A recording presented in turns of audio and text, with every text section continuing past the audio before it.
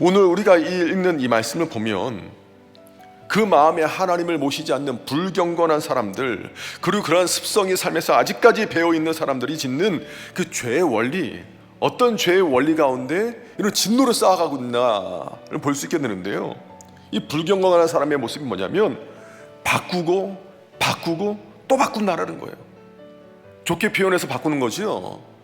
원래대로 말하면 변질시키는 겁니다. 하나님께서 우리에게 세워두신 창조 질서, 삶의 윤리적인 부분까지도 이들은요, 하나님이 그들 심령 가운데 거하지 않으니까 바꾸는 거예요. 자꾸 바꾸는 겁니다. 변질시키는 것입니다.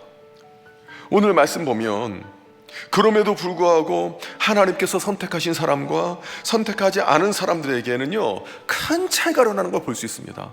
바로 여기서 은혜의 차이가 일어나는데요, 하나님께서 선택하신 사람은 죄 가운데 거하지 않도록 우리를 붙들어 주세요.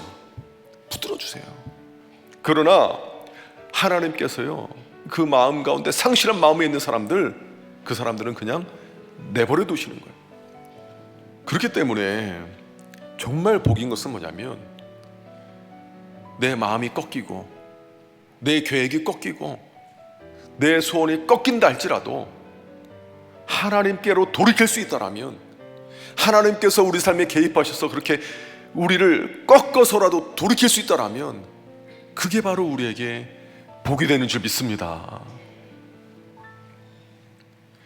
하나님의 징계는 여전히 나를 사랑하고 계시다라는, 여전히 나를 붙들고 계시다라는 하나님의 붙드심의 표지입니다. 죄를 지음에도 불구하고 아무런 징계도 일어나지 않고 순풍에 돛단 듯 항해를 한다고 해서 인생의 바른 길로 가고 있다라고 말할 수 없습니다. 내가 하나님께 복받았다고 말할 수 없습니다. 죄의 길을 걷고 있음에도 불구하고 하나님의 징계 없이 잘 살아가는 것이 결코 복이 아닙니다.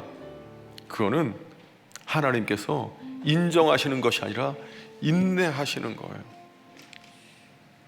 바꾸는 사람들의 습성이 아니라 하나님께서 우리에게 주시는 이 영적인 가치를 우리가 붙들고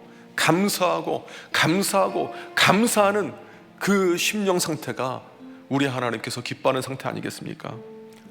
혹시나 우리 가운데 내 인생에 내가 해석이 안 되는 그 어려움이 있다라면, 때로는 하나님께 징계받는 것처럼 느낀 분이 있다라면, 이게 저주받은 길이 아니라 하나님께서 나를 마침내 가나안으로 인도하시고자 하는 하나님의 손길이구나, 나를 붙들어 주시는 하나님의 인도하심이구나, 하나님의 사랑을 누리시고 하나님께서 다시금 곱게 펴실 그 날을 소망하십시오.